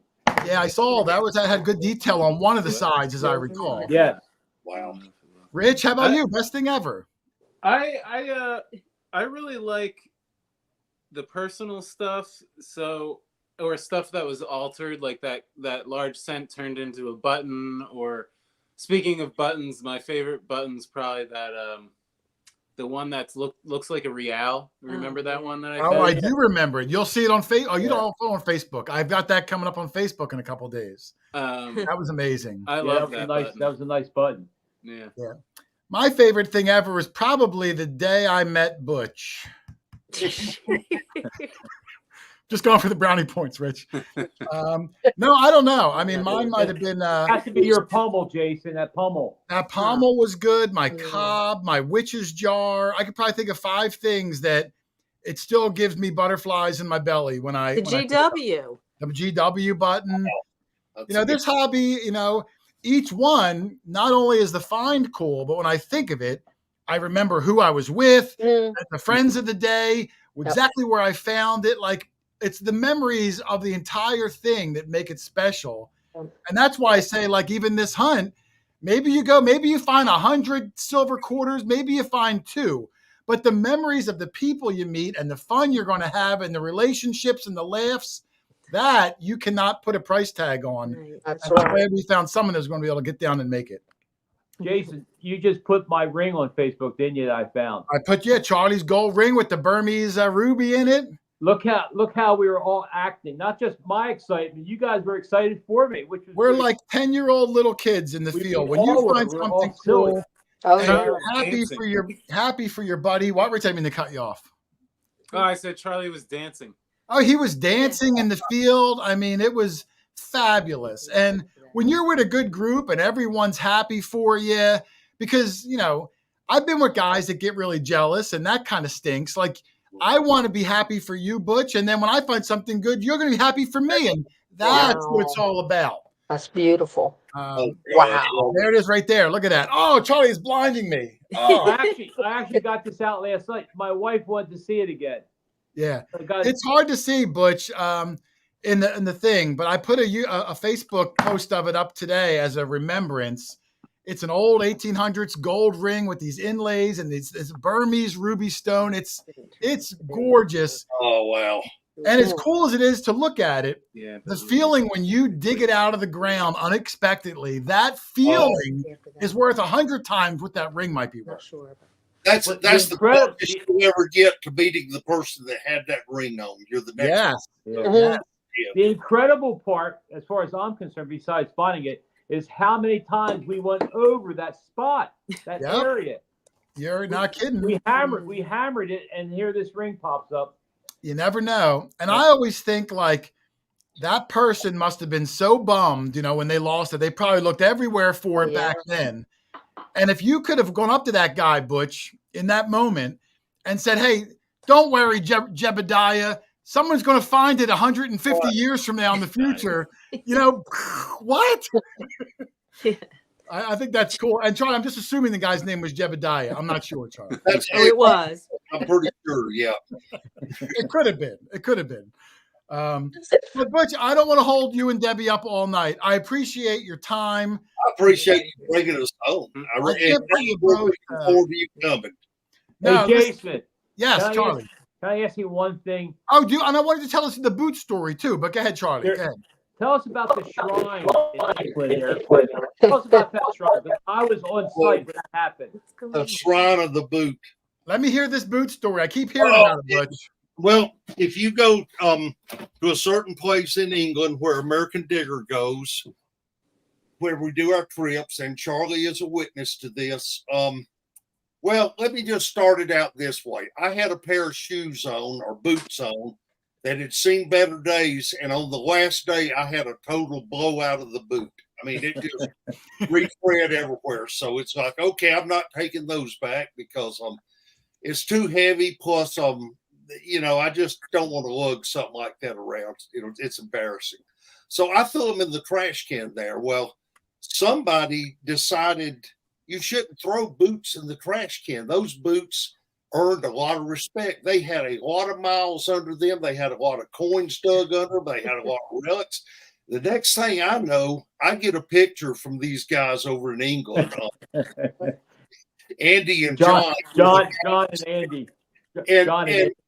They have my boots hung up in this old picturesque barn, and one of them is actually doing this to the boots. So we call it the Shrine of the Boots, and they are still there, is my understanding. And I hope the Shrine of the Boots is open. Admission is free. You can go in and see the boots for free. And legend says that if you actually kiss the boots, you'll either get an incredible find or some kind of rash that the hospital can't cure. That's the legend of the boots, the Shrine of the Boot, and doggone it, I'm proud to be a part of that. I think that's cool. That's now forever a part of the look of the barn. Oh yeah, it's and you know what? They said it killed all the rodents. So they're hanging on the wall, Butch. They're hanging on the wall. Now, Butch, are you going next month? In England? Are you going next month to England? Yes, I am. Are you on the list, Charlie? No, I'm not on the list. But I think KK's going though, right? I think KK is going to go. She goes every time we have an American Digger hunt there. I think. It does, yeah.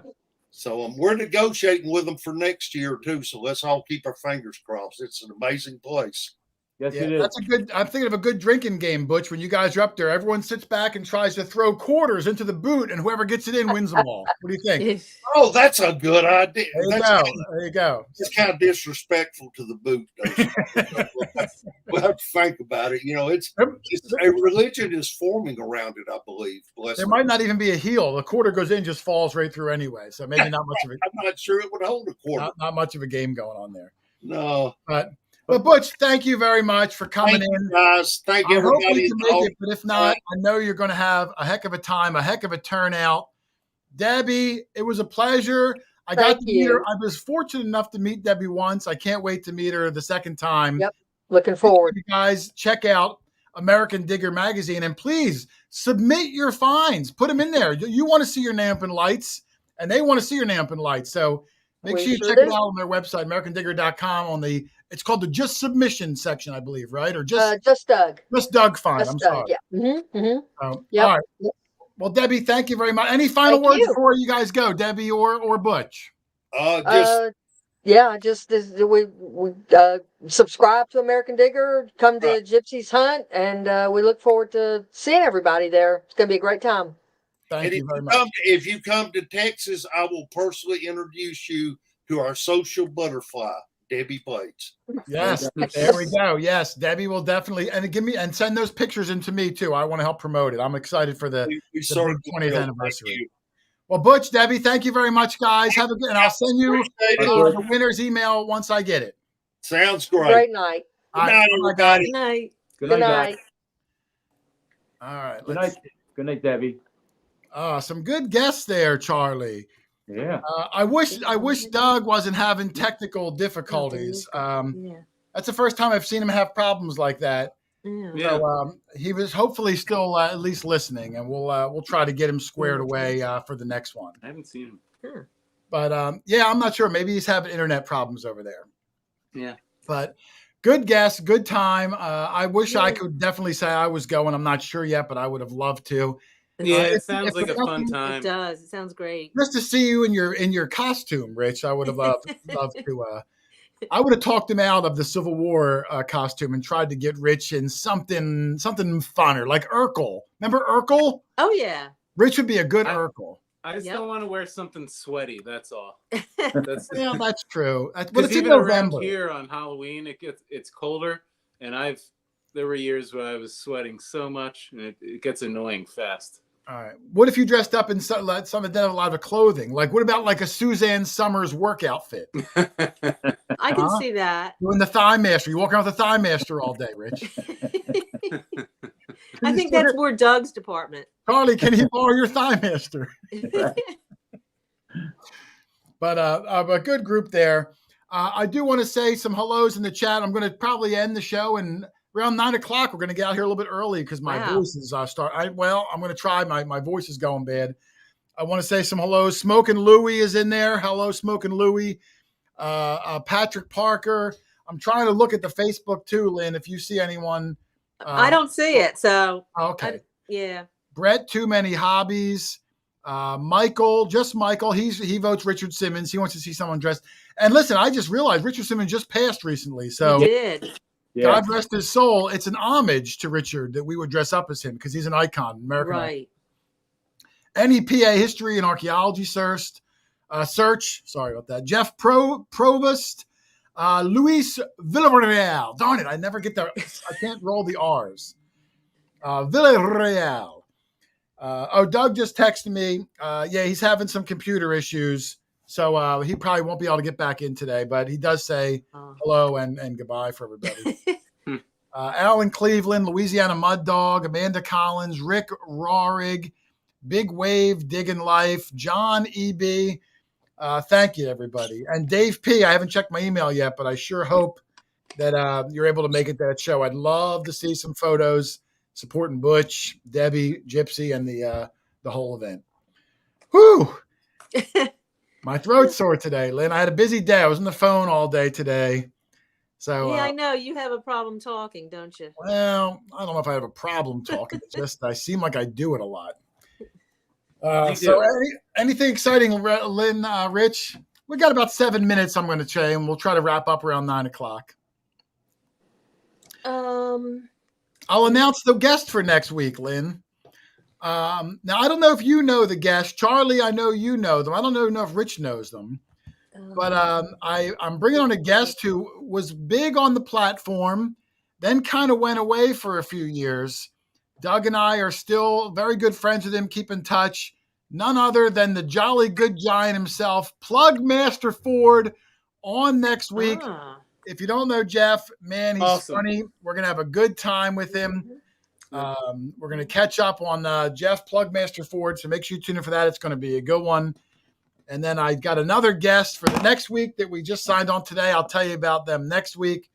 I kind of like meeting these people, Charlie. It's kind of fun. Well, Jeff's going to make you look small. Well, luckily, because I can control the windows, I'll make him look smaller, and I'll also look tall. He's a tall. Little. He's a tall dude. I have a really funny picture that we took at an event, me and Jeff, that I'll be using for the thumbnail. Oh, it's funny. You remember the picture. I remember the picture. I already know the thumbnail photo I'm going to use. So it's going to be, Flash in Your Pan is here. Another live streamer. Clad Warriors, Randy, DeMario. Good guys, yeah. Yeah, I'm trying to get Jeff to get back into the YouTube thing. He's so busy. I know he's got a bunch of videos that it's like on his computer. It comes down to editing, Charlie. People don't realize the time that takes. And it's hard to carve out that time. So we'll see if I can get Jeff back into the swing of things. Well, he's a busy guy. The business he has, and plus he has a farm. Yeah, he's got a big family. He's got, he's got the new business, which is doing great. I'll let him talk about all that next week. He's been very busy. He goes to England every year too. Still going over there. I don't know if you've gone with him yet. He invites us every year. You know, one thing you said about the dance, I danced when I found that ring. I do have a video of him dancing and Mikey dancing when they were at my family farm. Yeah, I think it was Mikey's first ever half cent. And Mikey, Missouri Mike, if you guys don't know him, he's kind of a shy guy, you know? Yeah. And, you know, I'm very extroverted, Charlie. So that's a scary combination for the introvert. And we told Mikey, hey, everyone does their first half cent dance. And we got Mikey to dance. Yeah. And, you know, big smile on his face. He's holding his first ever bucket list coin. It was a great day, great location. I really enjoyed when those guys came up. That's probably been, 5-6 years ago now, Charlie. 5 years. It's been 5 years ago. Yeah. Yeah. But good guys. It was after Pound the Ground. When they came in for Pound the Ground in New York, the next couple days they were with us. Yeah, they were. They flew into Philly, even though they could have flown right in the Pound the Ground. I drove up to there with, you know, Jeff and Mikey, 8 hours. And then after the event, they came down and spent like 3 or 4 days. We did a spot in Jersey on Saturday. We did a spot in Pennsylvania on Sunday, or whatever the days were. Right. Good group of guys down there. And they found some great stuff while they were here.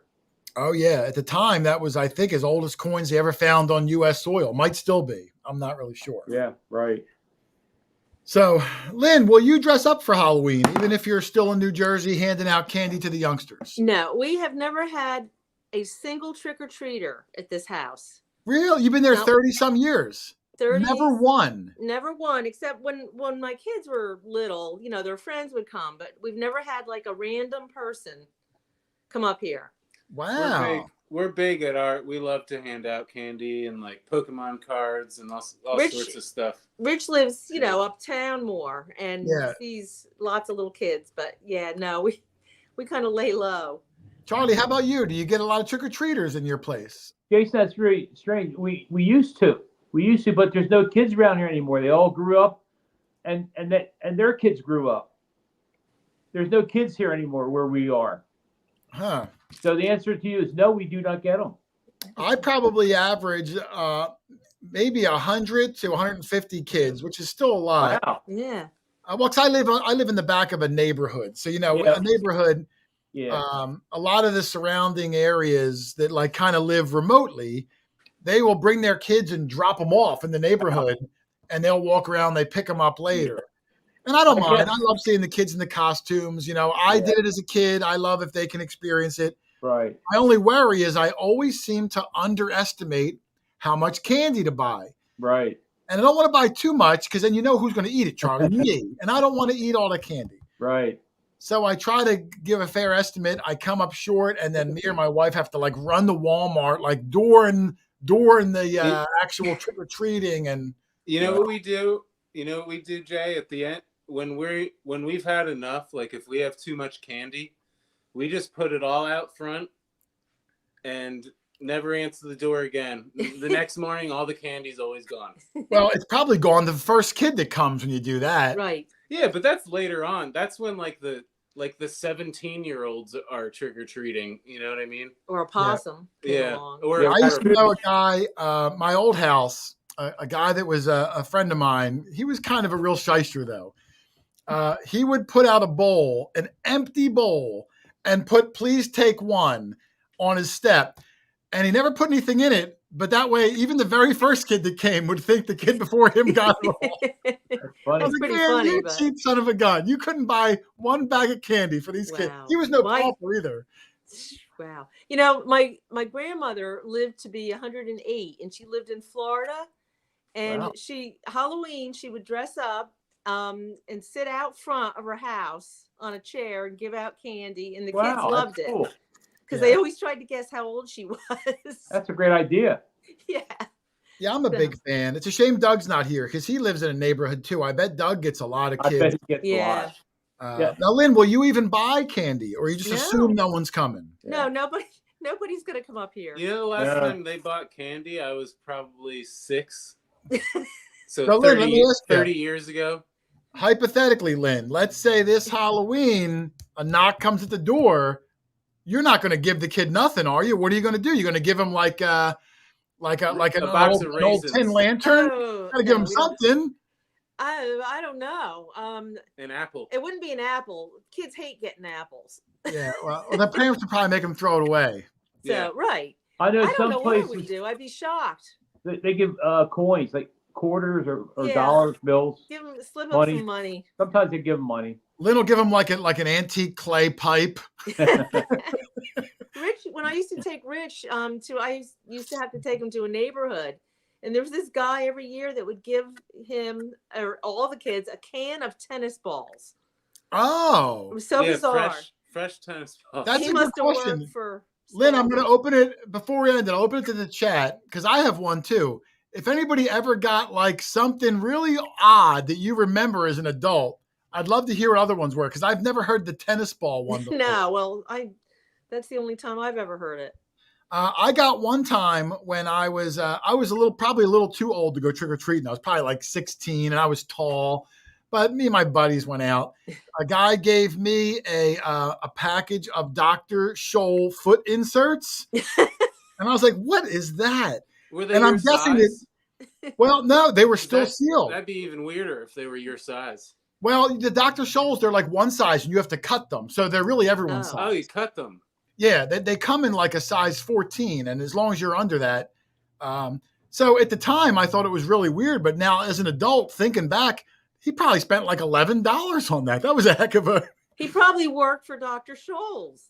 maybe, or he Maybe ran out he of was candy the and he just doctor. wanted to give me anything, and he happened to have the Dr. Scholl's. Yeah, that's weirder than the tennis balls. Let me see. I'm going to see what's in the chat. I've got Alan Cleveland said Lynn should hand out snickerdoodles. Lynn is quite the baker. I don't know if she'll do it for Halloween though. Well, I think we'd have to eat them all because what? Well, here's a good one. Chris Heimsauce says homemade popcorn balls with cat hair. Yeah, if you have a cat and you make things like that. Ugh. I used to have a friend who his mom used to make s'mores, with the melted marshmallows, and they had like 4 cats, and you'd never get a s'more that didn't have cat hair on it. It was just They'd part. be kind of sticky in your bag too. Yeah. John Butler got a toothbrush once. That was probably a dentist. My daughter does that stuff. Toothbrushes? Yes, and toothpaste. Yeah. Well, maybe that's Kids probably must love good. that. The She's kids a dental don't want it, hygienist. but the parents appreciate it. Julia Cameron Wasaluk, if I pronounce that right, got a potato. Oh, Potato. Yeah, potato. That's kind of cool, Charlie. I would have preferred it was a cooked potato, but Big Wave Digging Life got bouncy balls. 8-8 got a Ziploc bag of Sprite. I mean, like the Sprite was poured into a bag, or was the can? Got a Ziploc bag. They just poured the soda in a bag. That's weird. that is.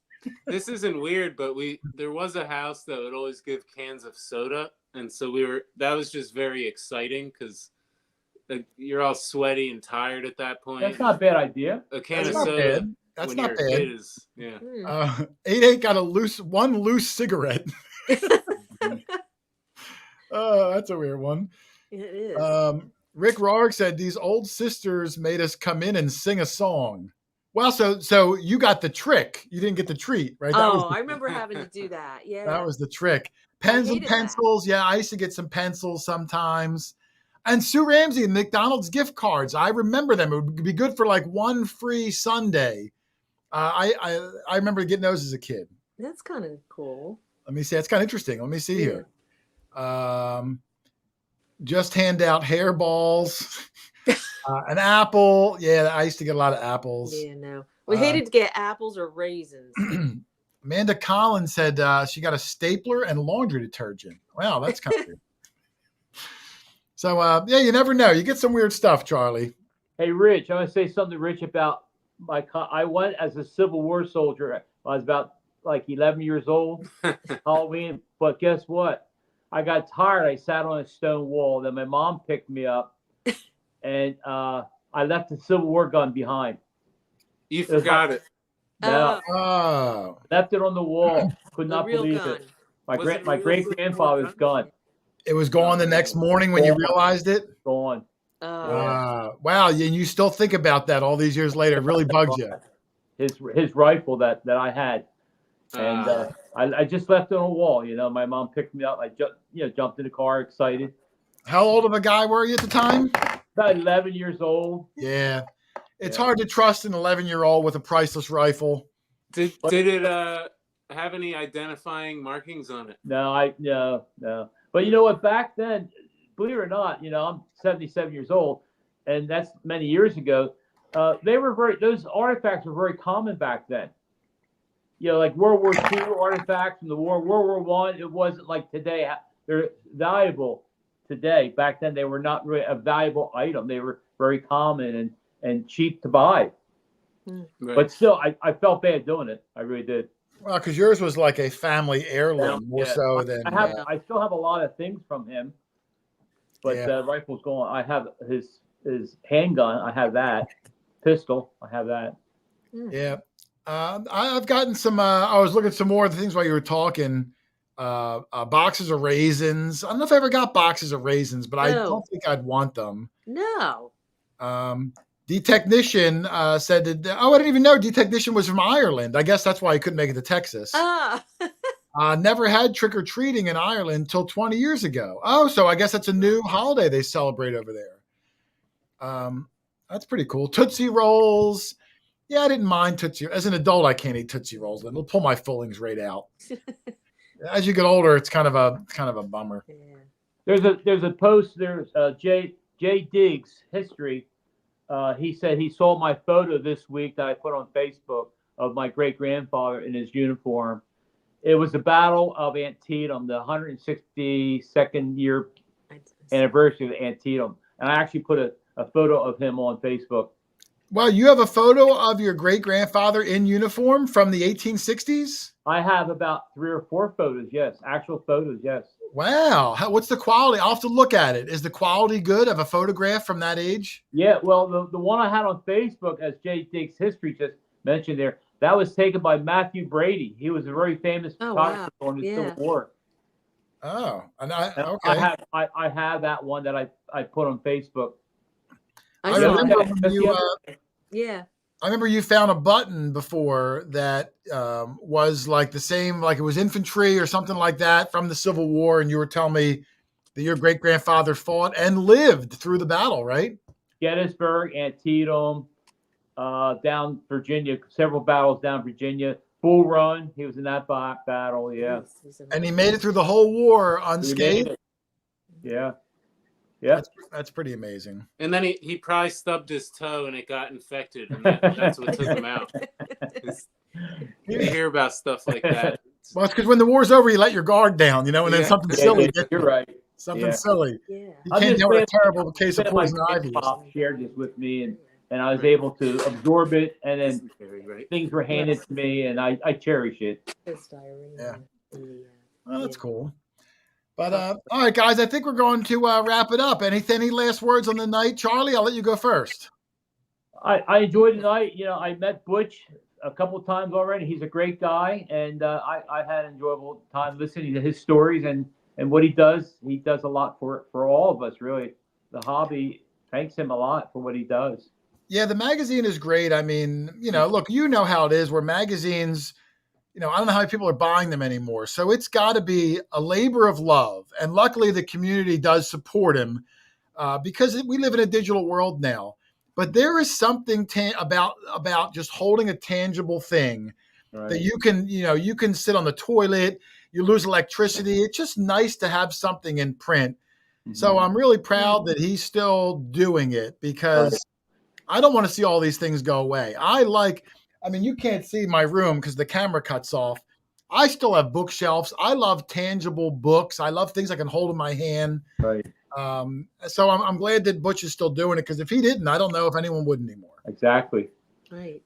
So, I'm sorry. Go ahead, Rich. Well, I enjoyed the magazine. I enjoyed all the podcasts I've heard him on. I heard I heard her talking about that piece of Canon just the other day. That's what I was going to ask her, is how she was able to figure out what exact cannon it was from what battle. It's all very well documented, like they said, and it's crazy awesome. Yeah, she said that was from the Battle of Love. What would she call it? Do you remember? No. Something like that. But yeah. I don't recall, but it was. It's amazing that she was able to figure out exactly where it was from. It just adds that whole backstory, that provenance to it, makes it even more special. Right. Yeah. And go ahead. The second thing I was going to say is we should do more on the channel. We should do something for Halloween, like we dress up for that video or. Well, we could. I mean, the only hard part is it's not going to. We don't know when. Right. I mean, it might not air till Christmas, and then it looks awful. We should figure something out, though. Well, what we could do is maybe we could dress up ahead of time, or just dress up, and we could put together like a small little like a short or like something on Facebook. Like we try to do the Christmas hat picture and something cool that'll air in a timely manner. Right. But no, I agree. I would dress up something funny. I like that. I think it'd be cool if we all dressed up as each other. You know, like I'll dress up as you and you dress up as Lynn, and like you got to like tie your beard up, and you know, that would be funny. Yeah. But yeah, we'll do something. It's a good idea. Rich, you got to be the think tank on that though, because I'll forget. Okay. But I'll do it. Charlie, you would do it, wouldn't you? Dress up as something. Yeah, I'll jump up as the guy who was in the movie called Up. Yeah. Well, you don't have to dress up. That's already. Yeah. The guy with the balloons. I forget his name. The grandpa guy. I know who you're talking about. If KK's still on the chat, she can tell you who it is because she made a cartoon of me, and it was pretty good. You do look like that guy a lot. I mean, they're not kidding. Yeah, when you do that face. If you didn't see that movie, that is a spitting image of that cartoon guy. Wow. I forget his name. I'm looking for it. You look it up while I get Lynn. Lynn, any antique shows coming up that we can promo? Well, I'm away this next week, like I told you, on vacation. I'm not sure if I'll be back in time for Thursday night, but then I have a show in Gettysburg, first weekend in October, Gettysburg, and one after that in Fishersville, Virginia, the next weekend. Oh, okay. So right in a row, those two. We're gonna miss you a couple weekends then. Well, I'll probably have one day I can go after we get back, and then two I'm gonna miss. Okay. So hopefully we'll get you out there on the one at least. So plan a really good one for that. All right, I'm going to say we have a couple really good ones coming up. Charlie, that one I don't want to say who it is, but you know the guy John, who Nate won't say his name. That one sounds like it's going to be incredible. So we'll see what day that one gets lined up. It's a very historical area, so yeah, and a historical family that own the property. So I'm really excited. Yeah. The hair on my arms is standing up on that one, Lynn. That sounds good. Yeah, I like that. Yeah, we'll see where it go. All right, I'm going to end this. I'm sorry Doug couldn't be here to say his goodbyes. I'm sure he would if he wasn't having the technical issues. But I'm sure he would tell a funny story, say what he dressed up as, and say goodbye. So I'll do it for him. So on behalf of everyone else, we're going to end this wrap up. Charlie, Lynn, Rich, thank you. Butch, Debbie, thanks for joining us. Yep. And everyone else, we'll see you next Thursday. Same bat time, same bat channel. Good night. Good night, everybody. Later. good night.